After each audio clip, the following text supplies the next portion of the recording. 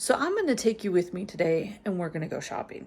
I know I've already done a video of shopping, but that was grocery shopping. This is going to be clothes shopping. But this particular store happens to be a couple hours drive away, so me and a couple friends are going to be going on a little road trip. So come along with us.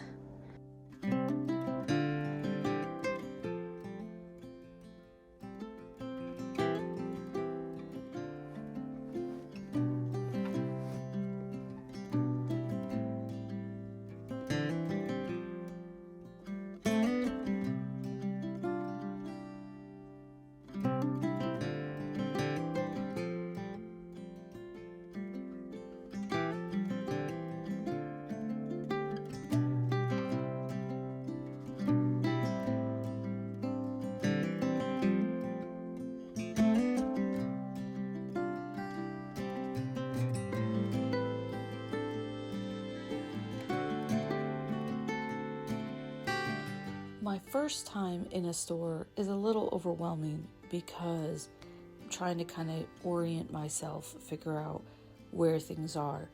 But once I've been to a store, I kind of know where certain areas are, where the areas are for the things that I actually am looking for. So I tend to just kind of go straight to where I know.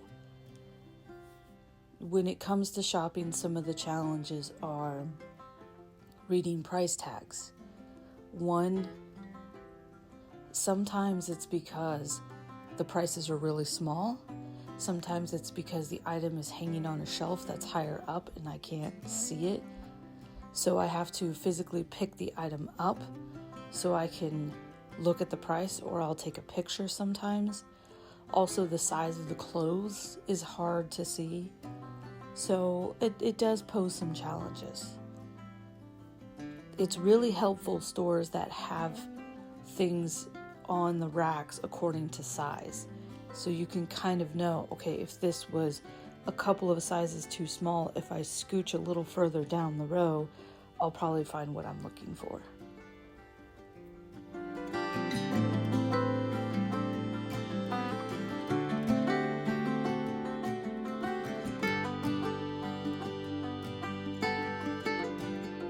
This is one of the disadvantages to being blind and trying to film, is you really can't see if your stuff is going to look that good until you get home and you put it on the computer and you're like, oh, well, that's unfortunate, that's blurry.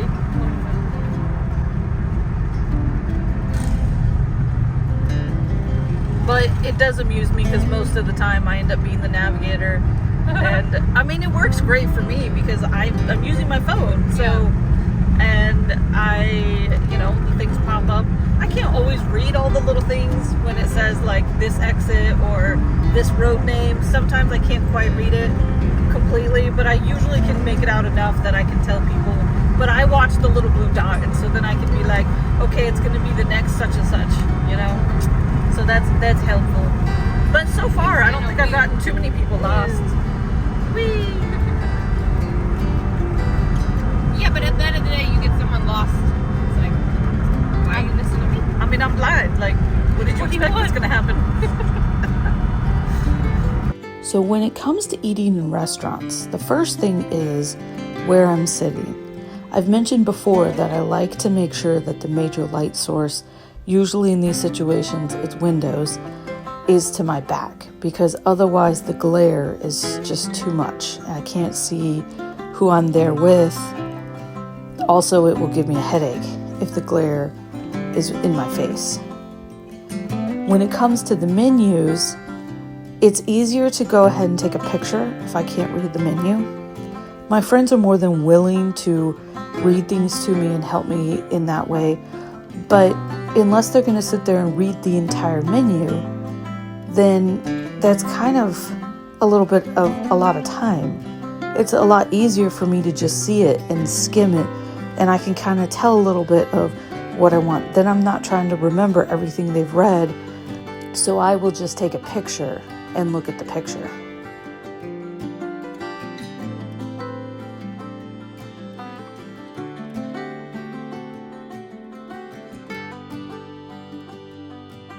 Thanks for coming along with us today on our little trip. And if you have any comments or questions, go ahead and leave them down below. And stay tuned for more Blind Perspective. Punch buggy. Punch back. That is rude. I'm putting that on the internet. Here I am blind, and she's gonna play punch buggy with me. And You got me earlier. You got the first one of the day. You started this today. I mean, it's valid, but you know.